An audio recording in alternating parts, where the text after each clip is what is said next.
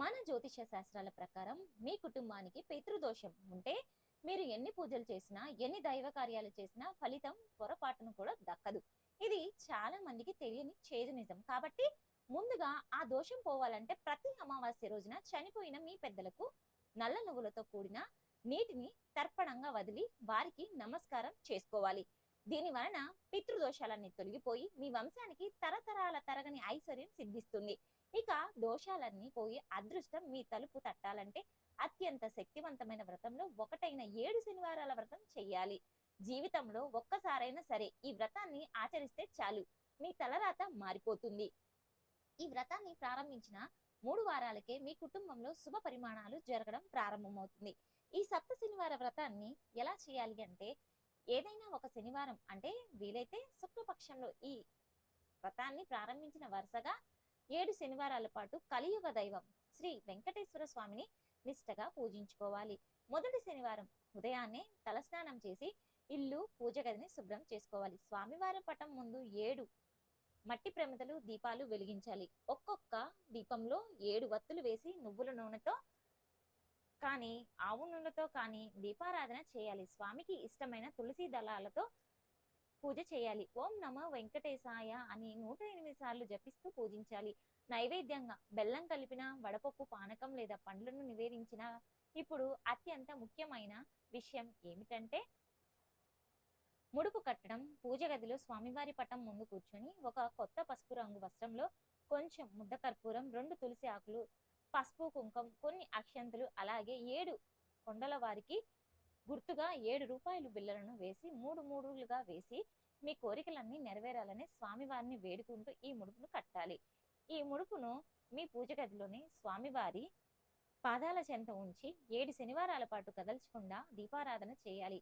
7 శనివారాలు పూర్తయిన తర్వాత 8వ శనివారం ఆ ముడుపును మీ పూజ గది నుండి తీసివేసి మీ దగ్గరలో ఉన్న వెంకటేశ్వర స్వామి దేవాలయానికి వెళ్ళి ఆ ముడుపుతో పాటుగా మీ స్తోమతకు తగినంత దక్షిణను కూడా హుండీలో వేయాలి. ఇలా చాలా సులభంగా ఈ వ్రతాన్ని ఎవరైనా చేసుకోవచ్చు. అయితే ఈ వ్రతం చేసేవారు 7 శనివారాల పాటు పొరపాటును కూడా మాంసాహారాన్ని ముట్టకూడదు, మద్యపానం చేయకూడదు. ఆడవారికి మధ్యలో నెలసరి వస్తే ఆ వారం వదిలేసి తర్వాతి వారం నుండి మొదలు పెట్టవచ్చు. ఒకవేళ ఈ వ్రతాన్ని మేము చేయలేము అనుకునేవారు ప్రతి నెలలో వచ్చే సంకటహార చతుర్థి రోజున వినాయకుడిని గరికెతో పూజించి ముడుపు కట్టుకోవచ్చు. తద్వారా మీ కష్టాలన్నీ తొలగిపోయి కోరిన కోరికలన్నీ నెరవేరుతాయి.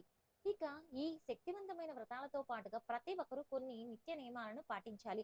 అప్పుడే మీరు గొప్ప స్థాయికి ఎదుగుతారు. ప్రతిరోజు ఉదయం స్నానం చేసిన తర్వాత ఇంటి బయట తూర్పు ముఖంగా నిలబడి సూర్యదేవునికి నమస్కరించుకోవాలి. ఒక నెల రోజుల పాటు ఇలా చేసి చూడండి. మీ ఆరోగ్యం మరియు ఆత్మవిశ్వాసం ఆశ్చర్యపోయే శుభ ఫలితాలను కలుగుతాయి. మీ ఇంట్లోకి లక్ష్మీదేవి అడుగు పెట్టాలంటే ఆడవారు బ్రహ్మ ముహూర్తంలోనే లేదా సూర్యోదయానికి ముందే నిద్రలేచి ఇంటి ముందు శుభ్రం చేసి గడపకు పసుపు రాసి బొట్లు పెట్టి పసుపు నీళ్లు చల్లి అందమైన ముగ్గును వేయాలి. ఇలా ప్రతిరోజు చేస్తుంటే లక్ష్మీదేవి ఆనందంగా మీ ఇంట్లోకి ప్రవేశిస్తుంది. ధనాన్ని ఆకర్షించే అత్యంత శక్తివంతమైన మొక్కలలో మనీ ప్లాంట్ ఒకటి. మీ ఇంటి ఆగ్నేయ దిశలో మనీ ప్లాంట్ ఉంటే చాలా, ఇక మీ ఇంటికి డబ్బు వరదలా వస్తుంది. అయితే మనీ ప్లాంట్ కు నీళ్లు పోసేటప్పుడు ఆ నీటిలో కొంచెం పచ్చిపాలు కలిపి పోస్తే అది అయస్కాంతం లాగా సంపదను ఆకర్షిస్తుంది. అలాగే మీ బీరువాలో డబ్బు దాచే ప్రదేశంలో ఒక చిన్న అద్దం ముక్కను పెట్టుకోవాలి. ఆ అద్దంలో మీ దగ్గర ఉన్న డబ్బును ప్రతిబింబిస్తే వాస్తు శాస్త్రం ప్రకారం మీ సంపద రెట్టింపు అవుతుంది. గోమాతలో 33 కోట్ల మంది దేవతలు ఉంటారు కాబట్టి సాక్షాత్తు లక్ష్మీ స్వరూపమైన గోవును పూజిస్తే మీ కష్టాలన్నీ వెంటనే తీరిపోతాయి. వీలైతే గోమాతకు అరటి పండ్లు లేదా నానబెట్టిన శనగలు తినిపిస్తే మీ కుటుంబం మొత్తానికి చాలా మంచి జరుగుతుంది. విపరీతమైన డబ్బు ఆకర్షించే యంత్రాలలో కుబేర యంత్రం ఒకటి కాబట్టి ఒక చిన్న కుబేర యంత్రాన్ని లేదా శ్రీచక్రాన్ని తెచ్చుకొని మీ బీరువాలో పెట్టుకోవచ్చు. మీరు ఊహించిన విధంగా మీ ఇంటి ఆదాయం విపరీతంగా పెరుగుతుంది. అలాగే ప్రతి ఇంటి ముందు ఖచ్చితంగా గుమ్మడికాయ ఉండాల్సిందే. అమావాస్య లేదా పౌర్ణమి రోజున ఒక బూడిద గుమ్మడికాయను తెచ్చుకొని దానికి పసుపు రాసి కుంకుమ బొట్లు పెట్టి మీ ఇంటి గుమ్మానికి కట్టాలి. ఇది దిష్టిని పీల్చుకొని మీ ఇల్లంతా సుఖ సంతోషాలతో వెల్లివిరుస్తుంది. చివరిగా లక్ష్మీదేవికి అత్యంత ప్రీతికరమైన వాటిల్లో కళ్ళుప్పు ఒకటి. వారానికి ఒకసారి, ముఖ్యంగా మంగళవారం లేదా శుక్రవారం మీ ఇంట్లో ఉన్న ప్రతి ఒక్కరూ స్నానం చేసి నీటిలో కొంచెం కళ్ళుప్పు వేసుకొని స్నానం చేయవచ్చు. దీనివల్ల ఎంతటి నరదిష్టి అయినా పగిలిపోతుంది, వెంటనే తొలగిపోయి మీ జాతకంలో అదృష్టం విపరీతంగా పెరిగిపోతుంది. మనలో చాలా మంది ఆడవారు ఉదయాన్నే తులసి మొక్కకు పూజిస్తారు. కానీ ఉదయం చేసే పూజల కన్నా సాయంత్రం వేళ తులసి కోట దగ్గర చేసే దీపారాధనకు రెట్టింపు పుణ్య ఫలితం ఉంటుంది. ఎందుకంటే ఆ సమయంలో లక్ష్మీదేవి సంచరిస్తుంది. అలాగే చాలా మంది ఆడవారు ఎప్పుడు పడితే అప్పుడు దీపారాధన చేస్తారు. కానీ బ్రహ్మ ముహూర్తంలో అంటే 4:30 నుండి 6 గంటల మధ్యలో దీపారాధన చేస్తే ఆ సమయం యొక్క ప్రశాంతత వల్ల మీ పూజలన్నీ నేరుగా దేవుని చెంతకు చేరతాయి. కాబట్టి ప్రతిరోజు కుదరకపోయినా కనీసం వారానికి ఒకసారైనా సరే ఇలా బ్రహ్మ ముహూర్తంలో దీపారాధన చేస్తే ప్రశాంతత లభిస్తుంది. దీని వలన 1000 రెట్లు పుణ్య ఫలితం కూడా లభిస్తుంది. ఇక మీ ఇంట్లో దరిద్ర దేవత ఉంటే లక్ష్మీదేవి ఎప్పటికీ కూడా అడుగు పెట్టరు. కాబట్టి ఒక గాజు గిన్నెలో కల్లుపు పోసి మీ ఇంటి ఈశాన్యంలో లేదా నైరుతి మూలన పెట్టుకోవాలి. ఇలా చేస్తే మీ ఇంట్లో ఉన్న దరిద్ర దేవత నెగిటివ్ ఎనర్జీ బయటికి వెళ్ళిపోయి ధనలక్ష్మీదేవి అడుగు పెడుతుంది. అయితే ఈ ఉప్పును మాత్రం ప్రతి వారం తప్పకుండా మార్చడం మర్చిపోకండి.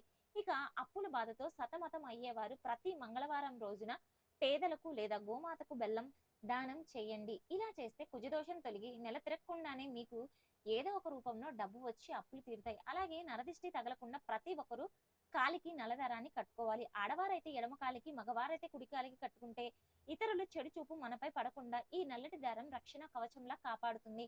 గడప అనేది లక్ష్మీదేవి నివాసం కాబట్టి వారానికి ఒకసారి ఇంటి గడపలకు పసుపు రాసి కుంకుమ బొట్లు పెట్టుకోవాలి. మీ ఇంటి గుమ్మం ఎంత కళకళలాడుతుందో మీ ఇంట్లోకి లక్ష్మీదేవి వెళ్లి విరుస్తుంది. అంతలా తిష్ట వేసుకొని కూర్చుంటుంది. చివరిగా సాక్షాత్తు పరమశివుని స్వరూపమైన బిల్వ వృక్షానికి చాలా శక్తి ఉంటుంది. ప్రతి సోమవారం బిల్వ చెట్టుకు నీళ్లు పోసి నమస్కారం చేసుకుంటే చాలు. ఈశ్వరుని అనుగ్రహంతో ఎంతటి కష్టమైన అనారోగ్యమైన ఇట్టే తొలగిపోతుంది. ఒకసారి ఈ పరిహారాన్ని నమ్మకంతో ప్రయత్నించి చూడండి. పురాణాల ప్రకారం ప్రతి శనివారం రోజున రావి చెట్టులో సాక్షాత్తు లక్ష్మీదేవి కొలువై ఉంటారు కాబట్టి ఆ రోజు రావి చెట్టును తాకుతూ 7 ప్రదక్షిణలు చేసి చెట్టు కింద దీపం వెలిగిస్తే చాలు. అతి త్వరలోనే దరిద్రం తొలగిపోయి మీరు ధనవంతులయ్యే యోగం కలుగుతుంది. ఇక ఇంట్లో దీపారాధన చేసేటప్పుడు సువాసన వెదజల్లే గులాబీ పూలతో లక్ష్మీదేవిని పూజించండి. సంపూర్ణ లక్ష్మీ కటాక్షం వెళ్లి విరుస్తుంది. అలాగే పూజలో దేవునికి నైవేద్యంగా చిన్న బెల్లం ముక్కను నివేదించండి. దీని వలన దేవుని ఆశీర్వాదం పరిపూర్ణంగా లభిస్తుంది. మీ భర్త ఆదాయం లేదా వ్యాపార లాభాలు విపరీతంగా పెరగాలంటే మీ ఇంటి ఉత్తర దిశలో ఒక రాగి చెంబులో నిండుగా నీళ్లు పోసి పెట్టుకోండి. అయితే ఈ నీటిని మాత్రం ప్రతిరోజు మారుస్తూ ఉండాలి.